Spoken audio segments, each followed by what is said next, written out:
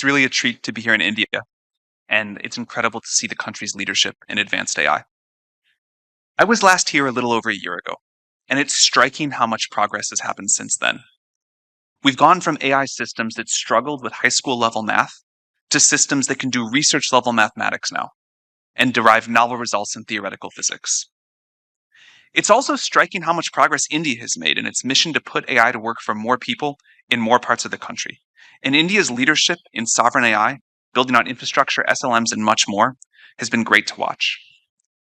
More than 100 million people in India use ChatGPT every week. More than a third of them are students. India is also the fastest growing market now for Codex, our coding agent that works to help people develop software faster and better. India, the world's largest democracy, is well positioned to lead in AI, not just to build it, but to shape it and decide what our future is going to look like. And it's important to move quickly. On our current trajectory, we believe we may be only a couple of years away from early versions of true superintelligence. If we are right, by the end of 2028, more of the world's intellectual capacity could reside inside of data centers than outside of them. This is an extraordinary statement to make. And of course, we could be wrong. But I think it really bears serious consideration. A superintelligence, at some point on its development curve, would be capable of doing a better job being the CEO of a major company than any executive, certainly me, or doing better research than our best scientists. As we prepare for this possibility, we are guided by three core beliefs. Number one, we believe that democratization of AI is the only fair and safe path forward.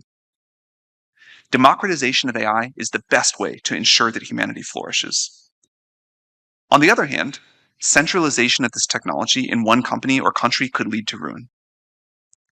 The desirable future a couple of decades from now has got to look like a world of liberty, democracy, widespread flourishing, and an increase in human agency. Some people want effective totalitarianism in exchange for a cure for cancer. I don't think we should accept that trade-off, nor do I think we need to. AI should extend individual human will.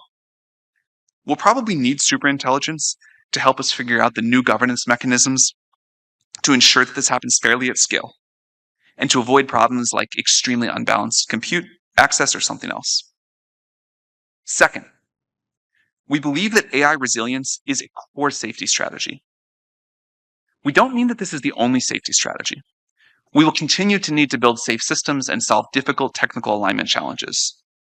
But increasingly, we need to start broadening how we think about safety to include societal resilience. No AI lab, no AI system can deliver a good future on their own. For an obvious example, there'll be extremely capable biomodels available open source that could help people create new pathogens. We need a society-wide approach about how we're going to defend against this. And third, the future of AI is not going to unfold exactly like anyone predicts.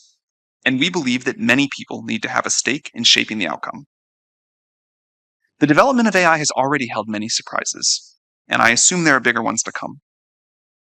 We understand that with technology this powerful, people want answers. But it's important to be humble about what we don't know, and always remember that sometimes our best guesses are wrong. Most of the important discoveries happen when technology and society meet, sometimes have some friction, and co-evolve. For example, we don't yet know how to think about some superintelligence being aligned with dictators and totalitarian countries. We don't know how to think about countries using AI to fight new kinds of war with each other. We don't know how to think about when and whether countries are going to have to think about new forms of social contracts. But we think it's important to have more understanding and society-wide debate before we're all surprised. Of special note, and related to all 3 points, we continue to believe that iterative deployment is a key strategic insight, and that society needs to contend with and use each successive new level of AI capability, have time to integrate it, understand it, and decide how to move forward. This has been working surprisingly well so far. If we are right, and systems continue to improve at this pace, it's going to change the economics of a lot of things. A really great thing about AI progress is that it looks like many things are going to get much cheaper. We can have much faster economic growth. We're already seeing what AI is doing for access to high-quality healthcare, education, and more. In the coming years, we expect to see robots make many products and physical goods cheaper as supply chains get automated. The limit to how far this cost reduction can go may only be government policy. But the other side of this coin is that current jobs are going to get disrupted, as AI can do more and more of the things that drive our economy today. It'll be very hard to outwork a GPU in many ways. It'll be easy in some other ways. For example, we really seem hardwired to care about other people much more than we care about machines. We're somewhat less concerned about the long-term future.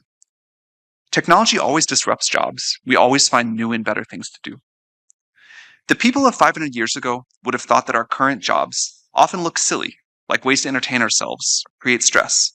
And the people 500 years from now hopefully will look to us, like impossibly rich people playing games, trying to find ways to pass their times. But we should all hope that they feel much more fulfilled than we do today. I'm confident we will keep being driven to be useful to each other, to express our creativity, to gain status, to compete, and much more. But the specifics of what we do day to day will probably look very different. Each generation has built on the work of the generations before, and with new tools, the scaffolding gets a little taller. This collective external lattice, the set of tools that we have built up around ourselves, is remarkable, and we are capable of doing things that our great-great-grandparents couldn't have dreamed possible. It is a moral imperative to make sure that our great-great-grandchildren can say the same, and technology, and especially AI, is how we're going to get there. For a democratic AI future, it is not enough to just give people tools and wealth. We also need to give them agency and power. The vision that AI companies lay out fundamentally reduced to either unilateral control or decentralized power. Sharing control means accepting that some things are going to go wrong in exchange for not having one thing go mega wrong, cemented totalitarian control. This is a fundamental trade-off of democracy, and it is one that we believe in very strongly as the way to give everyone collective agency over the future. Of course, this is not to suggest that we won't need any regulation or safeguards. We obviously do urgently, like we have for other powerful technologies.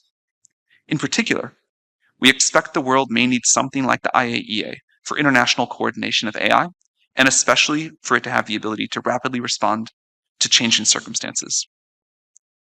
The next few years will test global society as this technology continues to improve at a rapid pace.